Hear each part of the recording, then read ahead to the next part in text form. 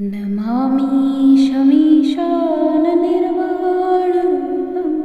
विभुं व्यापकं ब्रह्मवेदस्वरूपं निजं निर्गुणं निर्विकल्पं निरीहं चिदाकाशाकाशवासं भजेऽहम् निराकारमोङ्कारमूलं तुरीयं गिरिज्ञानगोतीतमीशं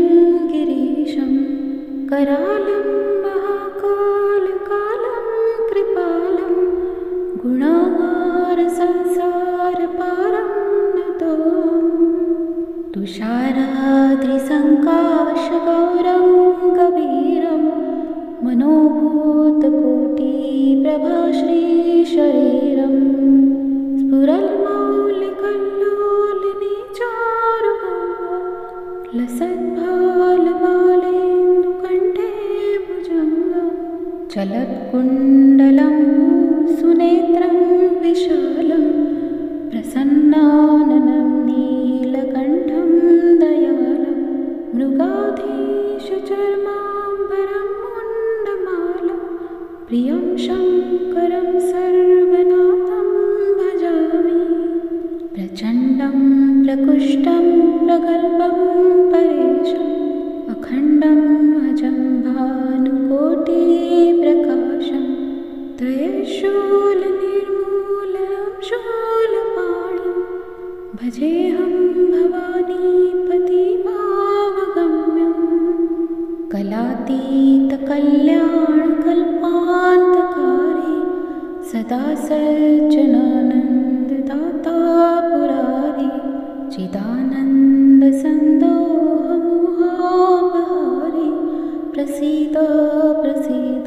प्रभो मन्मथारी न यावदुमानाथपादारविन्दं भजन्ति लोके परे वा नराणां न तावत् सुखं शान्तिसन्तापनाशं प्रसीद प्रभो सर्वभूतादिवासं न जानामि योगं जपं नैव पूजां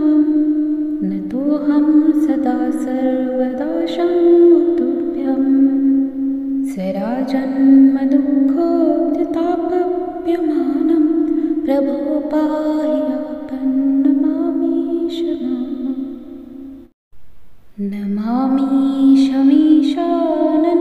नमामीशमीशाननिर्वाणरूपं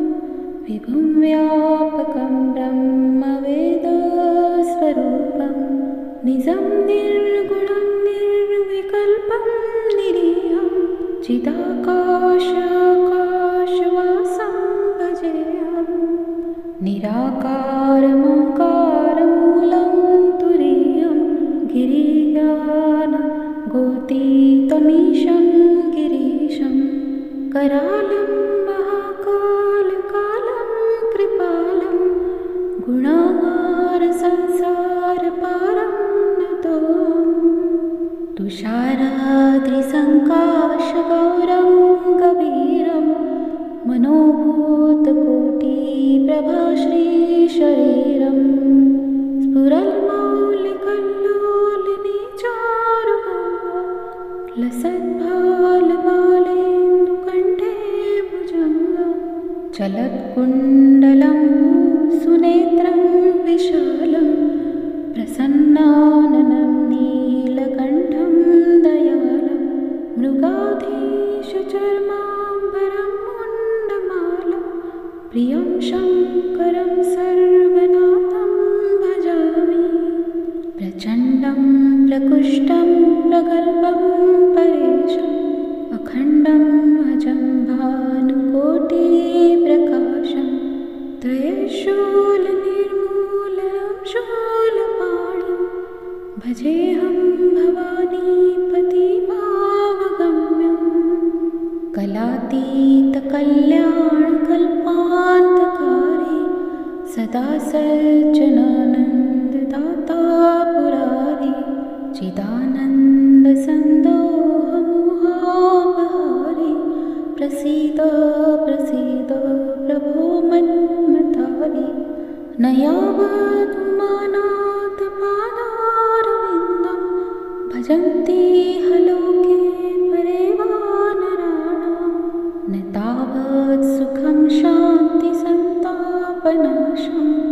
प्रसीद प्रभो सर्वभूतादिवासं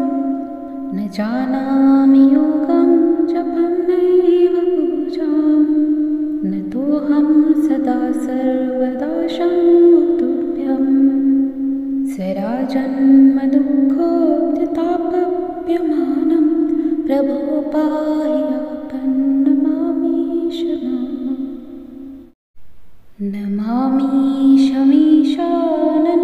नमामीशमीशाननिर्वाणरूपं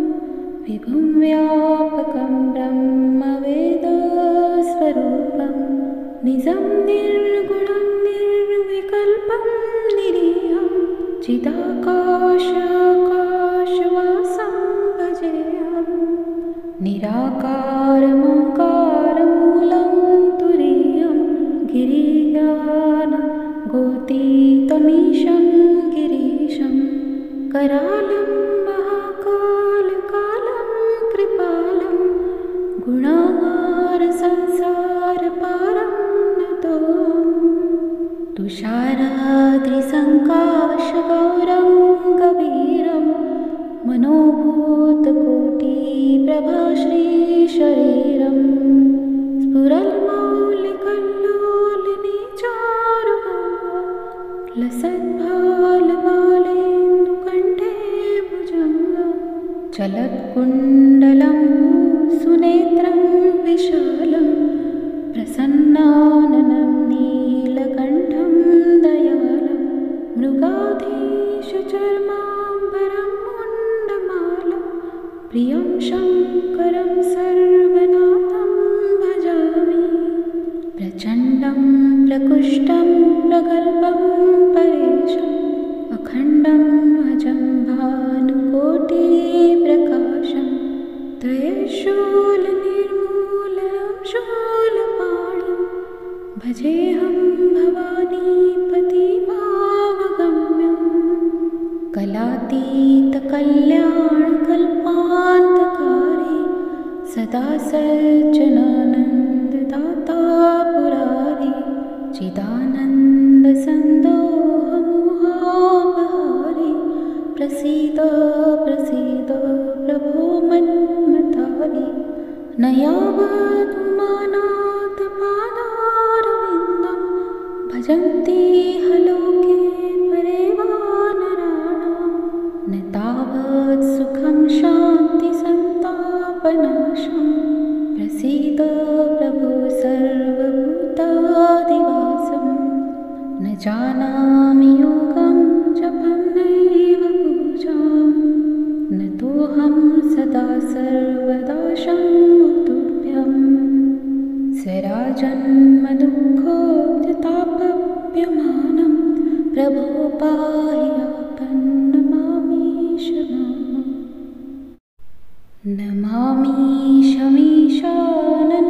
नमामीशमीशाननिर्वाणरूपं विभुं व्यापकं ब्रह्मवेदस्वरूपं निजं निर्गुणं निर्विकल्पं निरीहं चिदाकाशाकाशवासं भजेऽहं निराकारमोङ्कारमूलं तुरीयं गिरियानगोतीतमीशं गिरीशं करालं महाकालकालं कृपालं गुणागारसंसारपारं नतोऽहं तुषाराद्रिसङ्काशगौरं कबीरं मनोभूतकोटिप्रभाश्रीशरीरं स्फुरन्मौलिकल्लोलिनीचारुगङ्गा लसद्भालमालेन्दुकण्ठे भुजङ्गा चलत्कुण्डलं सुनेत्रं विशालं प्रसन्नाननं नीलकण्ठं दयालं मृगाधीशचर्माम्बरं मुण्डमालं प्रियं शङ्करं सर्वनाथं भजामि प्रचण्डं प्रकुष्टं प्रगल्भं परेशम् अखण्डं अजं भानुकोटिप्रकाशं त्रयशूलनिर्मूलं शूलपाणिं भजे भजेऽहं भवानीपतिमावगम्यं कलातीतकल्याणकल्पान्तकारी सदा सज्जनानन्ददाता पुरारी चिदानन्दसन्दोहमोहापहारी प्रसीद प्रसीद प्रभो मन्मथारी न यावदुमानाथपादारविन्दं भजन्ति लोके परे वा नराणां न तावत् सुखं शान्तिसन्तापनाशं प्रसीद प्रभो सर्वभूतादिवासं न जानामि योगं जपं नैव पूजां न तोऽहं सदा सर्वदा शम्भुतुभ्यं स्वराजन्मदुःखोत्तापप्यमानं प्रभो पाहि आपन्नमामीश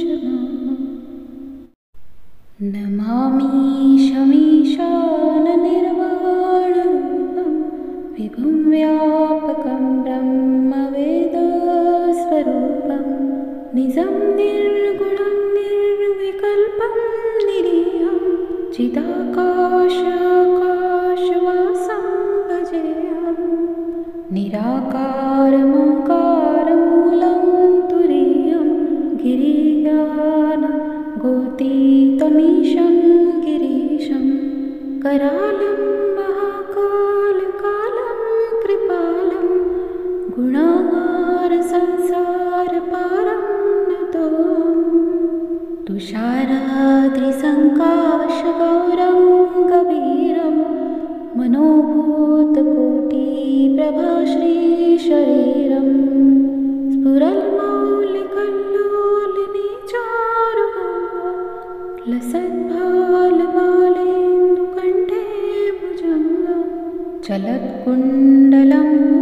सुनेत्रं विशालं प्रसन्नाननं नीलकण्ठं दयालं मृगाधीशचर्माम्बरं मुण्डमालं प्रियं शङ्करं सर्वनाथं भजामि प्रचण्डं प्रकुष्टं प्रगल्भं परेशम् अखण्डम् अजं भानुकोटिप्रकाशं त्रयशूलनिर्मूलनं शूलपाणिं भजेऽहं भवानीपतिमावगम्यं कलातीतकल्याणकल्पान्तकारी सदा सज्जनानन्ददाता पुरारी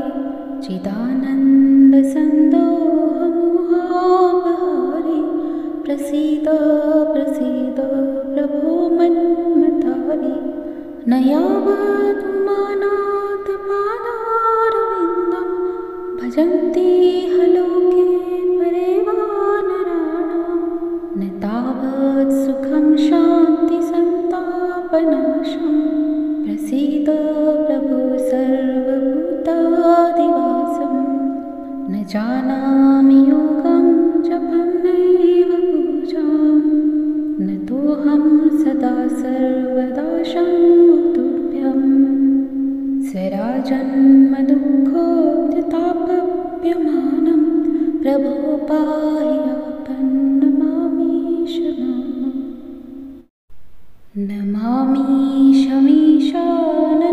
नमामीशमीशाननिर्वाणरूपं विभुं व्यापकं ब्रह्मवेदस्वरूपं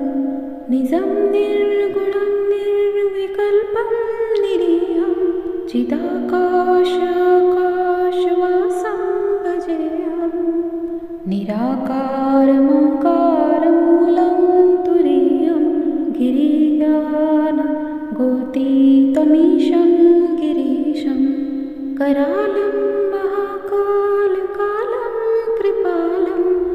गुणागारसंसारपारं नतोऽहम्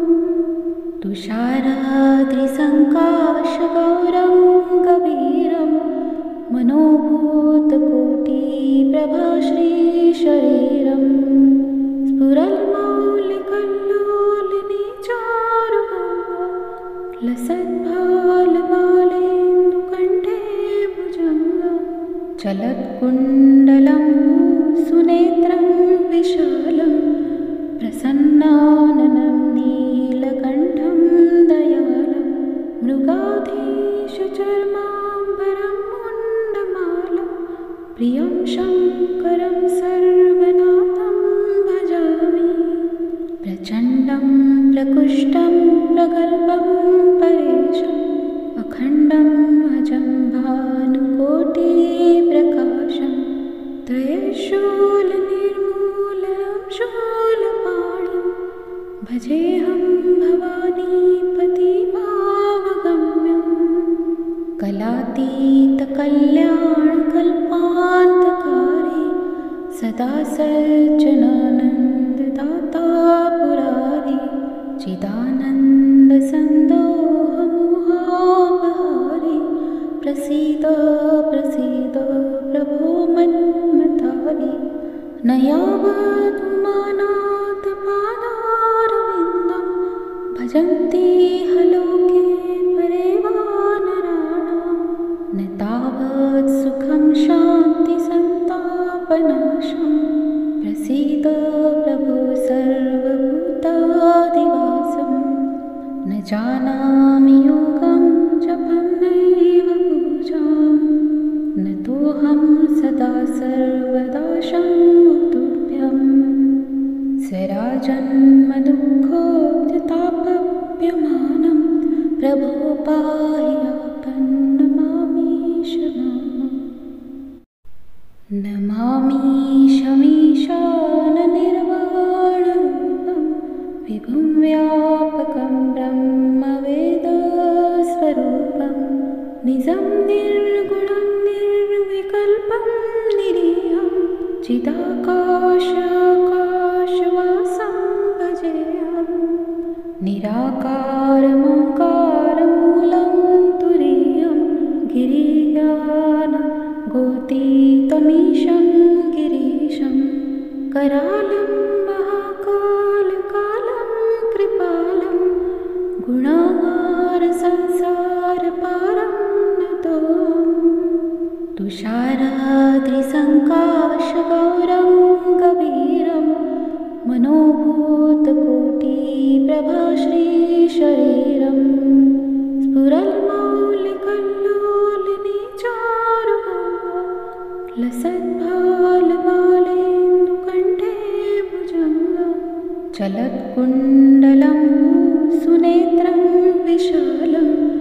प्रसन्नाननं नीलकण्ठं दयालं मृगाधीशचर्माम्बरं मुण्डमालं प्रियं शङ्करं सर्वनाथं भजामि।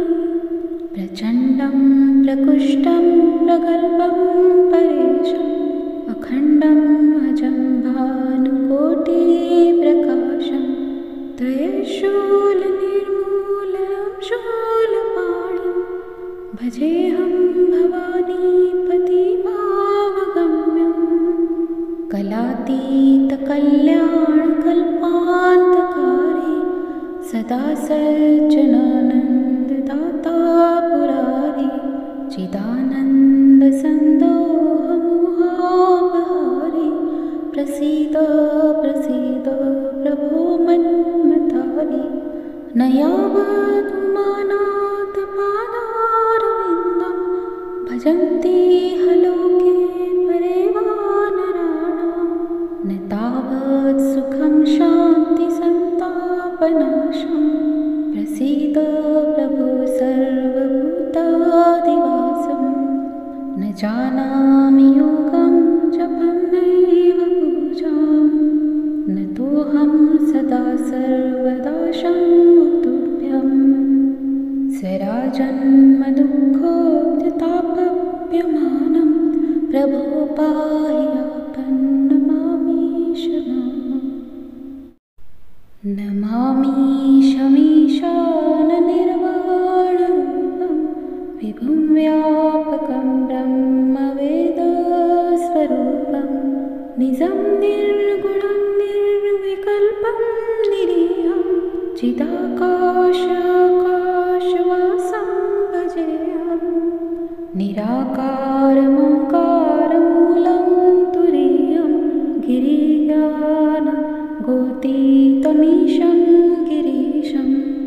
करालं महाकालकालं कृपालं गुणागारसंसारपारं नतोऽहम् तुषाराद्रिसङ्काशगौरं गभीरं मनोभूतकोटिप्रभाश्रीशरीरं स्फुरन्मौलिकल्लोलिनीचारुगङ्गा लसद्भालबालेन्दुकण्ठे भुजङ्गा चलत्कुण्डलं सुनेत्रं विशालं प्रसन्नाननं नीलकण्ठं दयालं मृगाधीशचर्माम्बरं मुण्डमालं प्रियं शङ्करं सर्वनाथं भजामि प्रचण्डं प्रकुष्टं प्रगल्भं परेशम् अखण्डम् अजं भानुकोटिप्रकाशं त्रयशूलनिर्मूलनं शूलपाणिं भजेऽहं भवानीपतिभावगम्यं कलातीतकल्याणकल्पान्तकारी सदा सज्जनानन्ददाता पुरारी चिदानन्दसन्दोहमोहापहारी प्रसीद प्रसीद प्रभो मन्मथारी न यावदुमानाथपादारविन्दं भजन्ति लोके परे वा नराणां न तावत् सुखं शान्तिसन्तापनाशं प्रसीद प्रभो सर्वभूतादिवासं न जानामि योगं जपं नैव पूजां न तोऽहं सदा सर्वदा शम्भुतुभ्यं स्वराजन्मदुःखोद्यतापप्यमानं प्रभो पाहि आपन्नमामीश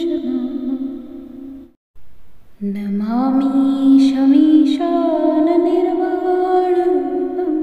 विभुं व्यापकं ब्रह्मवेदस्वरूपं निजं निर्गुणं निर्विकल्पं निरीहं चिदाकाशाकाशवासं भजेऽहं निराकारमोङ्कारमूलं तुरीयं गिरिज्ञानगोतीतमीशं गिरीशं करालं महाकालकालं कृपालं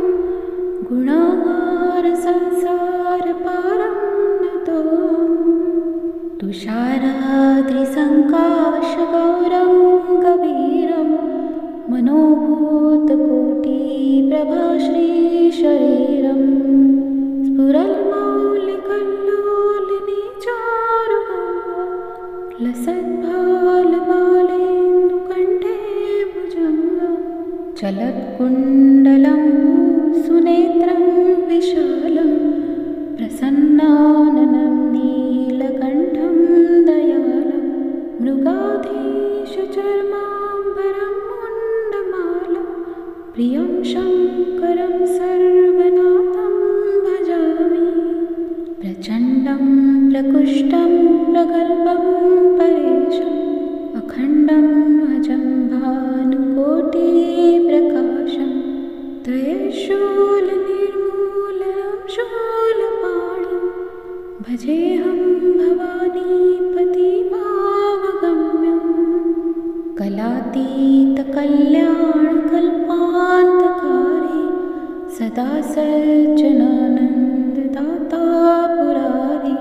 चिदानन्दसन्दोहमोहापहारी प्रसीद प्रसीद प्रभो मन्मथारी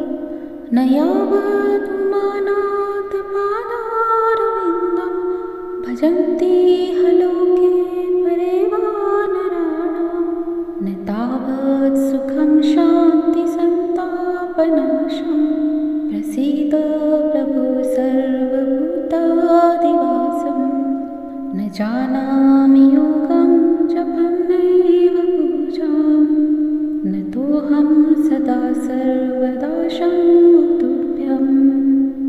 स्वराजन्मदुःखोत्तापप्यमानं प्रभो पाहि आपन्नमामीश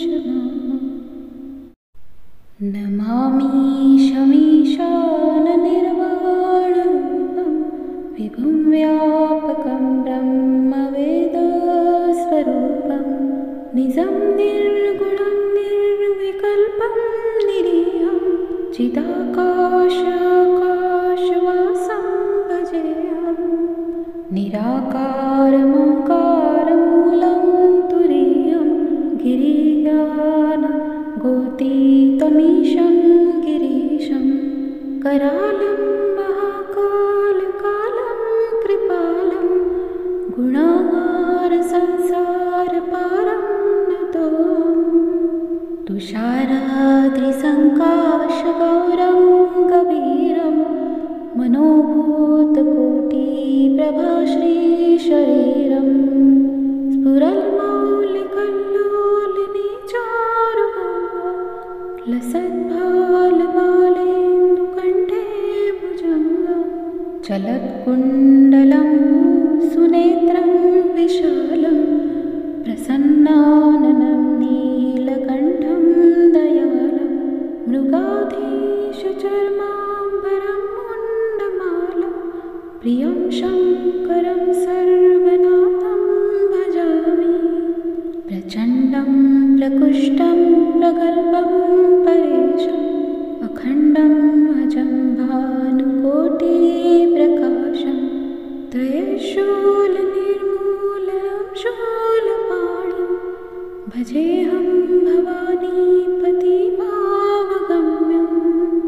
कलातीतकल्याणकल्पान्तकारी सदा सज्जनानन्ददाता पुरारी चिदानन्दसन्दोहमोहापहारी प्रसीद प्रसीद प्रभो मन्मथारी न यावदुमानाथपादारविन्दं भजन्ति लोके परे वा नराणां न तावत् सुखं शान्तिसन्तापनाशं प्रसीद प्रभो सर्वभूतादिवासं न जानामि योगं जपं नैव पूजां न तोऽहं सदा सर्वदा शम्भुतुभ्यं स्वराजन्मदुःखोत्तापप्यमानं प्रभो पाहि आपन्नमामीश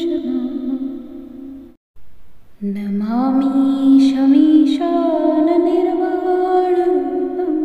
विभुं व्यापकं ब्रह्मवेदस्वरूपं निजं निर्गुणं निर्विकल्पं निरीहं चिदाकाशाकाशवासं भजेऽहम् निराकारमोङ्कारमूलं तुरीयं गिरियानगोतीतमीशं गिरीशं करालं महाकालकालं कृपालं गुणागारसंसारपारं नतोऽहम् तुषाराद्रिसङ्काशगौरं गभीरं मनोभूतकोटिप्रभाश्रीशरीरं स्फुरन्मौलिकल्लोलिनीचारुगङ्गा लसद्भालबालेन्दुकण्ठे भुजङ्गा चलत्कुण्डलं सुनेत्रं विशालं प्रसन्नाननं नीलकण्ठं दयालं मृगाधीशचर्माम्बरं मुण्डमालं प्रियं शङ्करं सर्वनाथं भजामि प्रचण्डं प्रकुष्टं प्रगल्भं परेशम् अखण्डम् अजं भानुकोटिप्रकाशं त्रयशूलनिर्मूलनं शूलपाणिं भजेऽहं भवानीपतिभावगम्यं कलातीतकल्याणकल्पान्तकारी सदा सज्जनानन्ददाता पुरारी चिदानन्दसन्दोहमोहापहारी प्रसीद प्रसीद प्रभो मन्मथारि न यावदुमानाथपादारविन्दं भजन्ति लोके परे वा नराणां न तावत् सुखं शान्तिसन्तापनाशं प्रसीद प्रभो सर्वभूतादिवासं न जानामि योगं जपं नैव पूजां न तोऽहं सदा सर्वदा शम्भुतुभ्यं स्वराजन्मदुःखोद्यतापप्यमानं प्रभो पाहि आपन्नमामीश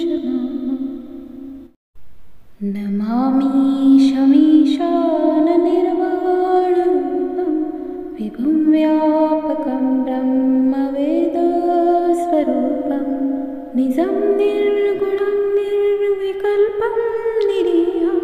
चिदाकाशाकाशवासं भजेऽहं निराकारमोङ्कारमूलं तुरीयं गिरिज्ञानगोतीतमीशं गिरीशं करालं महाकालकालं कृपालं गुणागारसंसारपारं नतोऽहं तुषाराद्रिसङ्काशगौरं कबीरं मनोभूतकोटिप्रभाश्रीशरीरं स्फुरन्मौलिकल्लोलिनीचारुगङ्गा लसद्भालबालेन्दुकण्ठे भुजङ्गा चलत्कुण्डलं सुनेत्रं विशालं प्रसन्नाननं नीलकण्ठं दयालं मृगाधीशचर्माम्बरं मुण्डमालं प्रियं शङ्करं सर्वनाथं भजामि प्रचण्डं प्रकुष्टं प्रगल्भं परेशम् अखण्डं अजं भानुकोटिप्रकाशं त्रयशूलनिर्मूलं शूलपाणिं भजेऽहं भवानीपतिमावगम्यं कलातीतकल्याणकल्पान्तकारी सदा सज्जनानन्ददाता पुरारी चिदानन्दसन्दोहमोहापहारी प्रसीद प्रसीद प्रभो मन्मथारि न यावदुमानाथपादारविन्दं भजन्ति लोके परे वा नराणां न तावत् सुखं शान्तिसन्तापनाशं प्रसीद प्रभो सर्वभूतादिवासं न जानामि योगं जपं नैव पूजां न तोऽहं सदा सर्वदा शम्भुतुभ्यं स्वराजन्मदुःखोद्यतापप्यमानं प्रभो पाहि आपन्नमामीश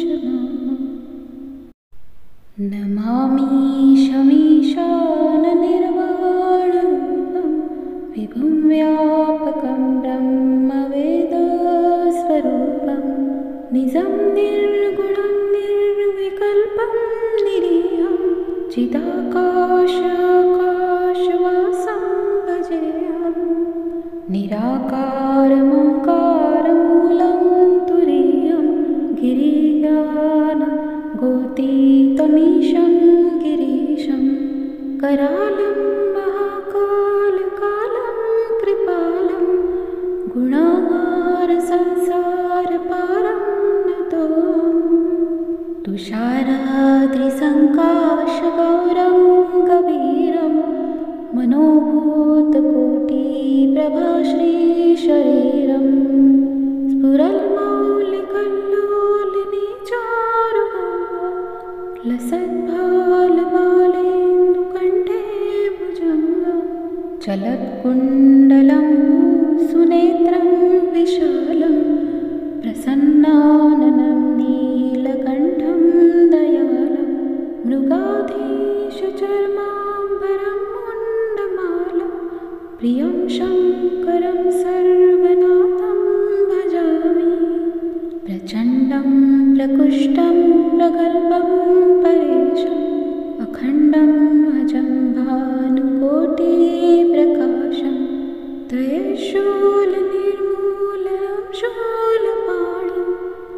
भजेऽहं भवानीपतिमावगम्यं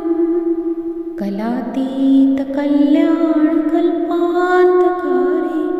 सदा सज्जनानन्ददाता पुरारि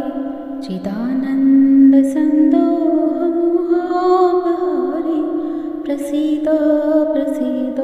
प्रभो मन्मथारि न यावदुमानाथपादारविन्दं भजन्ति लोके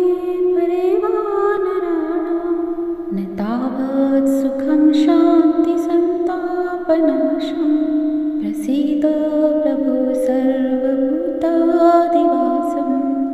न जानामि योगं जपं नैव पूजां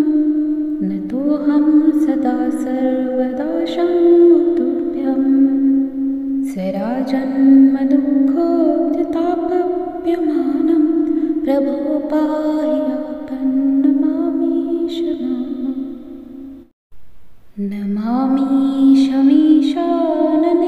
नमामीशमीशाननिर्वाणरूपं विभुं व्यापकं ब्रह्मवेदस्वरूपं निजं निर्गुणं निर्विकल्पं निरीहं चिदाकाशाकाशवासं भजेऽहं निराकारमोकारमूलं तुरीयं गिरियानगोतीतमीशं गिरीशं करालं महाकालकालं कृपालं गुणागारसंसारपारं नतोऽहम् तुषाराद्रिसङ्काशगौरं गभीरं मनोभूतकोटिप्रभाश्रीशरीरं स्फुरन्मौलिकल्लोलिनीचारुगङ्गा लसद्भालबालेन्दुकण्ठे भुजङ्गा चलत्कुण्डलं सुनेत्रं विशालं प्रसन्नाननं नीलकण्ठं दयालं मृगाधीशचर्माम्बरं मुण्डमालं प्रियं शङ्करं सर्वनाथं भजामि प्रचण्डं प्रकुष्टं प्रगल्भं परेशम् अखण्डम् अजं भानुकोटिप्रकाशं त्रयशूलनिर्मूलनं शूलपाणिं भजेऽहं भवानीपतिमावगम्यं कलातीतकल्याणकल्पान्तकारि सदा सज्जनानन्ददाता पुरारि चिदानन्दसन्दोहमोहापहारि प्रसीद प्रसीद प्रभो मन्मथारि न यावदुमानाथपादारविन्दं भजन्ति लोके परे वा नराणां न तावत् सुखं शान्तिसन्तापनाशं प्रसीद प्रभो सर्वभूतादिवासं न जानामि योगं जपं नैव पूजां न तोऽहं सदा सर्वदा शम्भुतुभ्यं स्वराजन्मदुःखोत्तापप्यमानं प्रभो पाहि आपन्नमामीश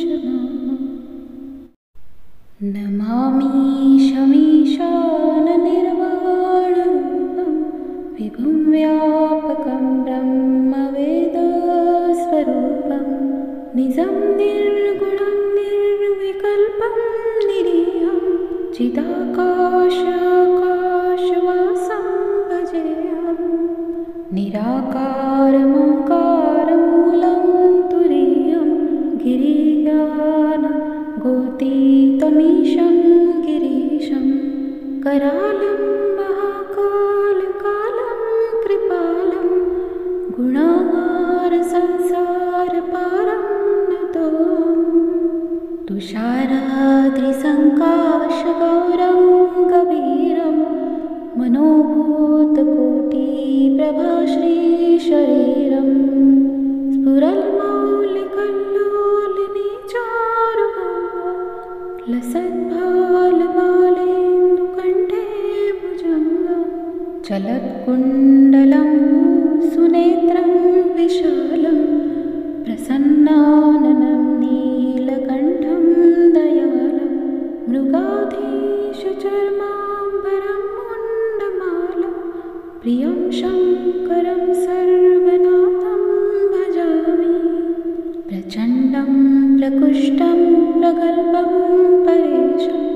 अखण्डं अजं भानुकोटिप्रकाशं त्रयशूलनिर्मूलं शूलपाणिं भजेऽहं भवानीपतिमावगम्यम्। कलातीतकल्याणकल्पान्तकारे सदा सज्जनानन्ददाता पुरारे चिदानन्दसन्दोहमोहापहारे प्रसीद प्रसीद प्रभो मन्मथारे। न यावदुमानाथपादारविन्दं भजन्ति लोके परे वानराणां न तावत् सुखं शान्तिसन्तापनाशं प्रसीद प्रभो सर्वभूतादिवासम्। न जानामि योगं जपं नैव पूजां न तोऽहं सदा सर्वदा शम्भुतुभ्यम्। स्वराजन्मदुःखोत्तापप्यमानं प्रभो पाहि आपन्नमामीश माम्। नमामीशमीशाननिर्वाणरूपं विभुं व्यापकं ब्रह्मवेदस्वरूपं निजं निर्गुणं निर्विकल्पं निरीहं चिदाकाशाकाशवासं भजेऽहम्। निराकारमोङ्कारमूलं तुरीयं गिरियानगोतीतमीशं गिरीशं करालं महाकालकालं कृपालं गुणागारसंसारपारं नतोऽहम्। तुषाराद्रिसङ्काशगौरं कबीरं मनोभूतकोटिप्रभाश्रीशरीरं स्फुरल्मौलिकल्लोलिनीचारुगङ्गा लसद्भालबालेन्दुकण्ठे भुजङ्गा। चलत्कुण्डलं सुनेत्रं विशालं प्रसन्नाननं नीलकण्ठं दयालं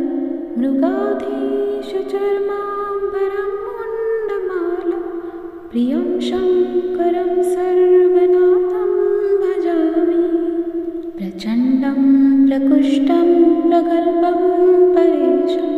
अखण्डं अजं भानुकोटिप्रकाशं त्रयशूलनिर्मूलं शूलपाणिं भजेऽहं भवानीपतिमावगम्यम्। कलातीतकल्याणकल्पान्तकारे सदा सज्जनानन्ददाता पुरारे चिदानन्दसन्दोहमोहापहारे प्रसीद प्रसीद प्रभो मन्मथारे। न यावदुमानाथपादारविन्दं भजन्ति लोके परे वानराणां न तावत् सुखं शान्तिसन्तापनाशं प्रसीद प्रभो सर्वभूतादिवासम्। न जानामि योगं जपं नैव पूजां न तोऽहं सदा सर्वदा शम्भुतुभ्यम्। स्वराजन्मदुःखोत्तापप्यमानं प्रभो पाहि आपन्नमामीश माम्। नमामीशमीशाननिर्वाणरूपं विभुं व्यापकं ब्रह्मवेदस्वरूपं निजं निर्गुणं निर्विकल्पं निरीहं चिदाकाशाकाशवासं भजेऽहम्। निराकारमोङ्कारमूलं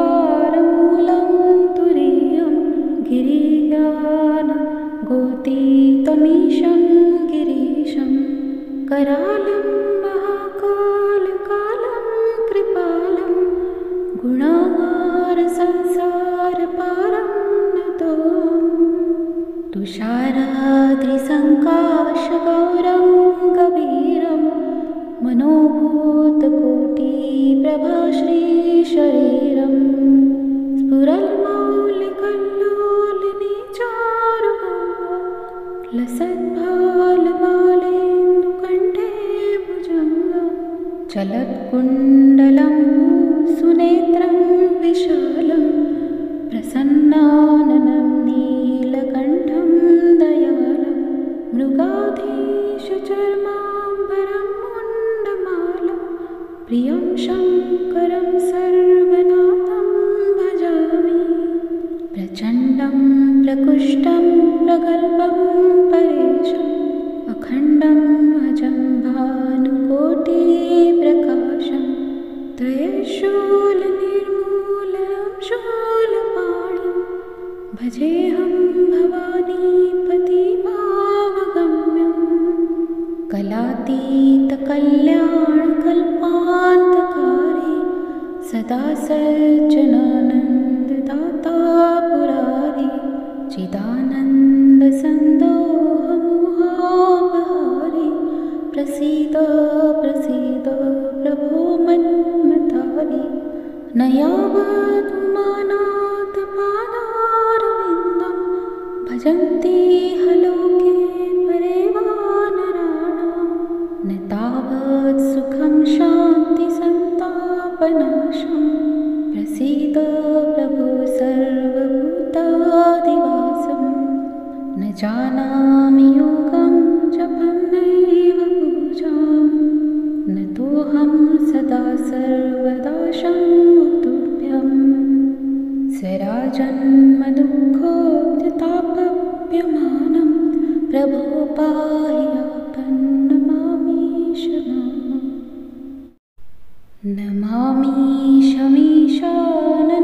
नमामीशमीशाननिर्वाणरूपं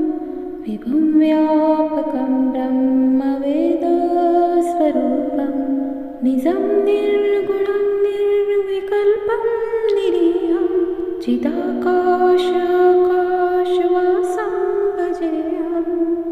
निराकारमोकारमूलं तुरीयं गिरिज्ञानगोतीतमीशं गिरीशं करालं महाकालकालं कृपालं गुणागारसंसारपारं नतोऽहम् तुषाराद्रिसङ्काशगौरं कबीरं मनोभूतकोटिप्रभाश्रीशरीरं स्फुरन्मौलिकल्लोलिनीचारुगङ्गा लसद्भालमालेन्दुकण्ठे भुजङ्गा चलत्कुण्डलं सुनेत्रं विशालं प्रसन्नाननं नीलकण्ठं दयालं मृगाधीशचर्माम्बरं मुण्डमालं प्रियं शङ्करं सर्वनाथं भजामि प्रचण्डं प्रकुष्टं प्रगल्भं परेशम् अखण्डम् अजं भानुकोटिप्रकाशं त्रयशूलनिर्मूलनं शूलपाणिं भजेऽहं भवानीपतिभावगम्यम् कलातीतकल्याणकल्पान्तकारी सदा सज्जनानन्ददाता पुरारी चिदानन्दसन्दोहमोहापहारी प्रसीद प्रसीद प्रभो मन्मथारी न यावदुमानाथपादारविन्दं भजन्ति लोके परे वानराणां न तावत् सुखं शान्तिसन्तापनाशं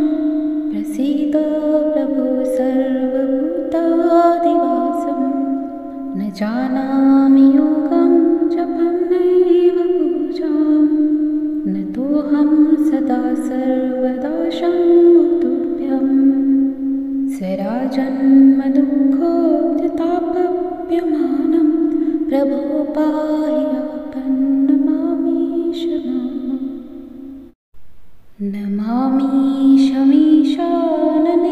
नमामीशमीशाननिर्वाणरूपं विभुं व्यापकं ब्रह्मवेदस्वरूपं निजं निर्गुणं निर्विकल्पं निरीहं चिदाकाशाकाशवासं भजेऽहम् निराकारमोङ्कारमूलं तुरीयं गिरियानगोतीतमीशं गिरीशं करालं महाकालकालं कृपालं गुणागारसंसारपारं नतोऽहम् तुषाराद्रिसङ्काशगौरं कबीरं मनोभूतकोटिप्रभाश्रीशरीरं स्फुरन्मौलिकल्लोलिनीचारुगङ्गा लसद्भालबालेन्दुकण्ठे भुजङ्गा चलत्कुण्डलं सुनेत्रं विशालं प्रसन्नाननं नीलकण्ठं दयालं मृगाधीशचर्माम्बरं मुण्डमालं प्रियं शङ्करं सर्वनाथं भजामि प्रचण्डं प्रकुष्टं प्रगल्भं परेशम् अखण्डम् अजं भानुकोटिप्रकाशं त्रयशूलनिर्मूलनं शूलपाणिं भजेऽहं भवानीपतिभावगम्यं कलातीतकल्याणकल्पान्तकारी सदा सज्जनानन्ददाता पुरारी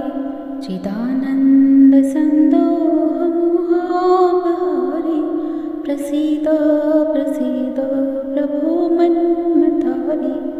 न यावदुमानाथपादारविन्दं भजन्ति लोके परे वा नराणां न तावत् सुखं शान्तिसन्तापनाशं प्रसीद प्रभो सर्वभूतादिवासं न जानामि योगं जपं नैव पूजां न तोऽहं सदा सर्वदा शम्भुतुभ्यं स्वराजन्मदुःखोत्तापप्यमानं प्रभो पाह्यापन्नमामीश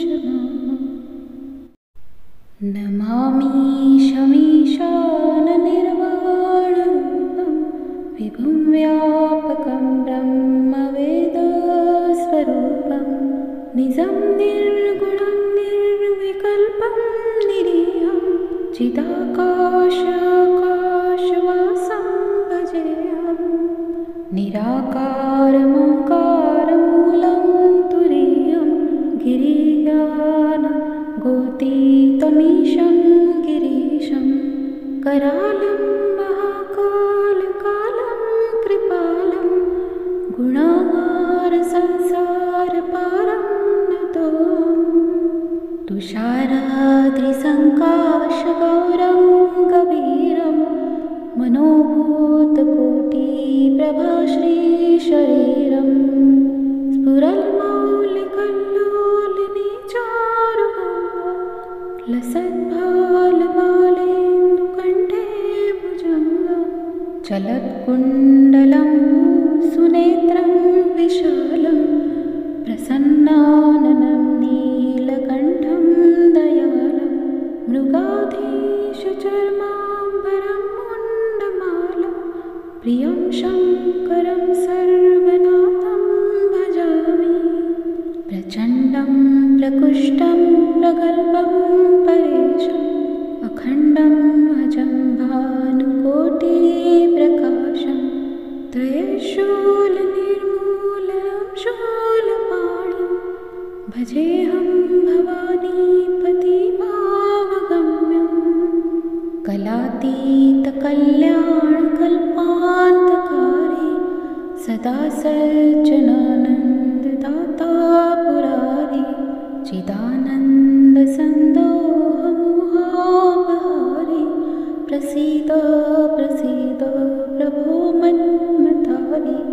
न यावदुमानाथपादारविन्दं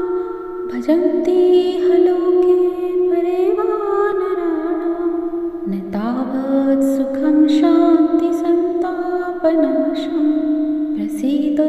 प्रभो सर्वभूतादिवासं न जानामि योगं जपं नैव पूजां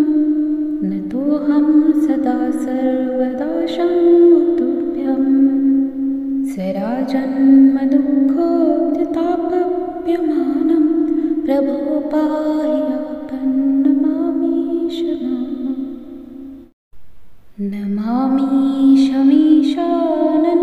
नमामीशमीशाननिर्वाणरूपं विभुं व्यापकं ब्रह्मवेदस्वरूपं निजं निर्गुणं निर्विकल्पं निरीहं चिदाकाशाकाशवासं भजेऽहं